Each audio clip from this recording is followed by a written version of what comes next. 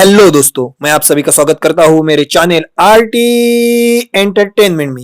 आज हम बात करेंगे रियल हीरोज के बारे में, जो लोगों के लिए सही मायने में काम करते हैं। ऐसे हीरो जो पूरी सिस्टम को बदलने की ताकत रखते हैं। ऐसे हीरो जो लोगों का सरकारी सिस्टम से उठा हुआ भरोसा वापस रिस्टोर करने की कोशिश करते हैं, लोगों को खुद पर भरोसा करना सिखाते हैं। आज हम बात करेंगे प्रधान अधिकारी रहे दिलीप स्वामी के बारे में, उनके काम के बारे में। भारत में सबसे अधिक किसानों की आत्महत्या महाराष्ट्र की विदर्भ और मराठवाड़ा प्रांत में होती है।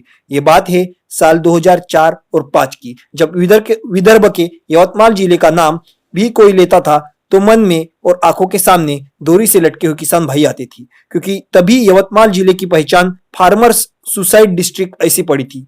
2005 में दिलीप स्वामी यवतमाल जिले के पुसद प्रांत के डेप्यूटी प्रधान अधिकारी के तौर पर नियुक्त किए गए। तभी उनके अंदर पुसद, उमरखेड़ और महागांव ये तालुका के 475 से 490 गांव आते थे।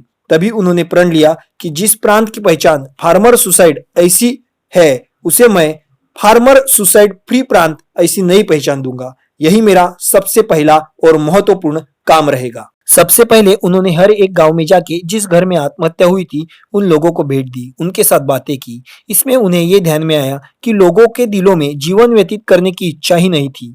उनको सरकारी प्रणाली पर थोड़ा भी विश्वास नहीं था और उन्होंने कुछ करने का आत्मविश्वास भी खो दिया था। दिलीप स्वामी ने सबसे पहले आत्मविश्वास जागृति अभियान की शुरुआत की। उनके पूरे क्षेत्र में 12 जगह उन्होंने सभाएं ली। उनमें उप कृषि अधिकारी, कृषि अधिकारी, तहसीलदार, बीडीओ, असिस्टेंट रजिस्ट्रार, दुग्ध विकास अधिकारी, कृषि महाविद्यालय के शिक्षक शामिल थे। इन सभाओं में 800 से 1200 तक लोग आने लगे। यहाँ पे उन्हें सरकारी योजनाओं के बारे में समझाया गया और साथ में आत्महत्या न करने के बारे में काउंसलिंग किया गया। इन सब का परिणाम बाद में दिखाई दिया। किसान कृषि विभाग और पंचायत समिति में सरकारी योजनाओं के बारे में जानकारी लेने के लिए आने लगी, लेकिन सब जगह से तलाठी न मिलने की शिकायत आने लगी।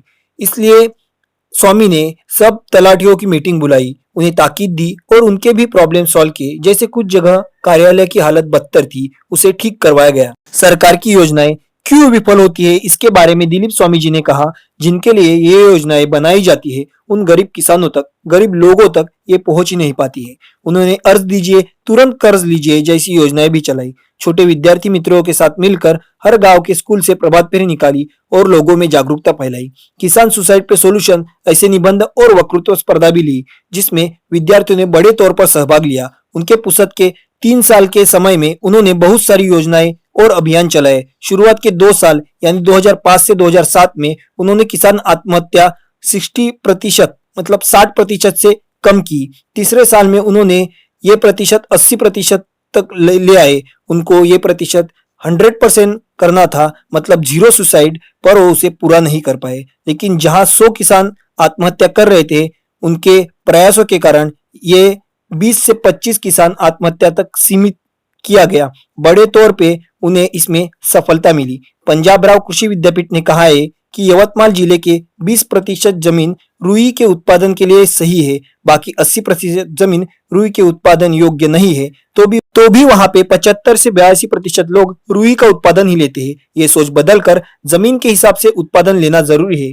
आज किसान दिल्ली में आंदोलन पे उतरे हैं। किसानों की आत्महत्या रुकने का नाम नहीं ले रही है। हर साल हजारों किसान आत्महत्या करते हैं। अगर हम इसका जवाब ढूंढे तो सिस्टम और अधिकारियों का बदलाव और सच्चे मन से समाज की सेवा करने की इच्छा, ये एकमेव जवाब आपको मिलेगा। अगर हम दिलीप स्वामी का कार्य देखें तो उन्होंने अकेले ही पूरी सिस्टम को बदलने की प्रतिज्ञा की और किसानों की जान बचाने की ठानी। उसमें वो 80% तक सफल हुए। सरकारी चौकट से बाहर न जाकर अगर किसी अधिकारी ने प्रतिज्ञा ली, आज से मैं लोगों और समाज के लिए काम करूंगा, तो कितना बड़ा बदलाव हो सकता है, ये दिलीप स्वामी ने करके दिखाया है। दिलीप स्वामी दिन में 12 से 14 घंटे काम करते हैं और गरीब लोगों के सवाल सुलझाते हैं। इसलिए हम उन्हें कहलाते हैं रियल हीरो और उनके कार्य को सैल्यूट करते हैं। एक बार कुछ किसानों ने उनसे मिलकर कहा कि हम सुसाइड करने वाले थे, लेकिन आपका भाषण सुनकर हमारा ख्याल बदल गया। इस बारे में कहकर दिलीप स्वामी बोलते हैं कि यही मेरे काम का प्रमाण है, जो मुझे समाधान देता है और काम करने के लिए प्रोत्साहित करता रहता है।